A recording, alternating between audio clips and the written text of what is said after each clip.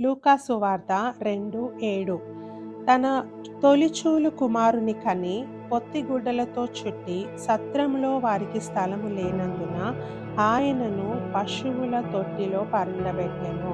చూస్తే మరియమ్మ యేసు ప్రభువుని ఎక్కడ పడుకోబెట్టిందంటే ఆ చిన్న బాలుడిని ఆ యొక్క పశువుల తొట్టిలో పరుండబెట్టినట్టు మనం చూస్తా ఉన్నాము. ఎందుకు యేసు ప్రభువుని పశువుల తొట్టిలో పరుండబెట్టారు? ఎందుకు ఆయన పశువుల పాకలో పుట్టాల్సి వచ్చింది? ఎందుకు ఆయన ఒక పెద్ద ప్యాలెస్‌లో పుట్టలేదు? ఎందుకు ఆయన ఒక మంచి కంఫర్ట్ జోన్‌లో పుట్టలేదు? ఎందుకు ఆయన మంచి ఒక బెడ్‌రూమ్‌లో పుట్టలేదు అని మనం ఆలోచన చేస్తే, ఎందుకు యేసు ప్రభువు పశువుల పాకను చేసుకున్నాడంటే 3 విషయాలు మనం ఆలోచన చేయాల. మొట్టమొదటిది అప్రోచబుల్. It is approachable. ఈ పశువుల పాక అనేది అందరికీ సమీపంగా ఉన్నది. లేకుంటే అందరూ రావడానికి అది ఆహ్, చేరుకోదగిన స్థలము. అంటే ఎవరైనా అక్కడికి రావచ్చు. దానికి బ్యారికేడ్స్ లేవు. వీళ్ళే ధనికులు మాత్రమే రావాలా? లేకుంటే చదువుకున్న వారు మాత్రమే రావాలా? అని కాదు కానీ, ప్రతి ఒక్కరూ ఆయన యొద్దకు వెళ్ళడానికి ఆయన పశువుల పాకను చేసుకున్నాడు. రెండవదిగా చూస్తే యాక్సెసిబుల్, అంటే అందుబాటులో ఉండడము. ఆయన అందరికీ అందుబాటులో ఉండాలని ప్రభువు కోరుకుంటా ఉన్నాడు. ఆయనేమి ఒక 10 మంది వాచ్‌మెన్స్‌ని పెట్టి నన్ను అపాయింట్‌మెంట్ తీసుకొని లోపల రండి అని యేసు ప్రభువు చెప్పలేదు. ఆయన ప్రతి ఒక్కరికి అందుబాటులో ఉండాలని ఆయన పశువుల పాకలో జన్మించాడు. ఇంకా చూస్తే అవైలబుల్, అందరికీ దొరకాడు. అందరికీ లభ్యమయ్యే స్థలం అది.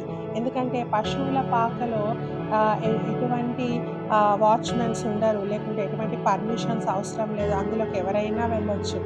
సో, ధనికులేమి, బీదలేమి, దిక్కులేని వారేమి ఎవరైనా కూడా ప్రభువు దగ్గరికి వెళ్ళే విధంగా ఆయన పశువుల పాకను ఎన్నుకున్నాడు. ఈరోజు యేసు ప్రభువుని ఆరాధిస్తున్న మనము కూడా ఈ యొక్క విషయాన్ని మనం గుర్తుపెట్టుకోవాలా. మనం కూడా ప్రభువు వలె ఒకవేళ దేవుని పరిచారకులుగా మనం ఉంటే మనము కూడా అప్రోచబుల్‌గా ఉండాలా, యాక్సెసిబుల్‌గా ఉండాలా, అవైలబుల్‌గా ఉండాలా. చాలాసార్లు మనము అవైలబుల్‌గా ఉండము, అప్రోచబుల్‌గా ఉండము. చాలామంది ఎవరైనా కలవాలనుకుంటే, ఎవరైనా ప్రేయర్ చేయించుకోవాలనుకుంటే మనల్ని అపాయింట్‌మెంట్ తీసుకొని రావాలా కదా! మనకు టైం ఉంటే అపాయింట్‌మెంట్ ఇస్తాం, లేకపోతే లేదు. నో, ఆ విధంగా కాదు. యేసు ప్రభువే ఆయన అందరికీ అవైలబుల్‌గా ఉన్నప్పుడు దేవుని సేవకులు, దేవుని సువార్తను ప్రకటించేవారు కూడా ఆయన వలె అందరికీ యాక్సెసిబుల్‌గా ఉండాలా, అప్రోచబుల్‌గా ఉండాలా. ప్రియ సహోదరి, సహోదరుడా, ఆయన అవైలబుల్‌గా ఉన్నాడు. బహుశా కొన్నిసార్లు ఎవరికైనా ప్రేయర్ రిక్వెస్ట్ చెప్దామంటే కొన్నిసార్లు ఫోన్స్ పనిచేయకపోవచ్చు, ఫోన్స్ డెడ్ అయిపోవచ్చు. కానీ దేవుడు ఆ విధంగా కాదు. 24 అవర్స్ ఎప్పుడు నువ్వు ప్రార్థించినా, ఏ సమయంలో నువ్వు దేవుని వైపు చూసినా ఆయన అలర్ట్‌గా ఉంటాడు.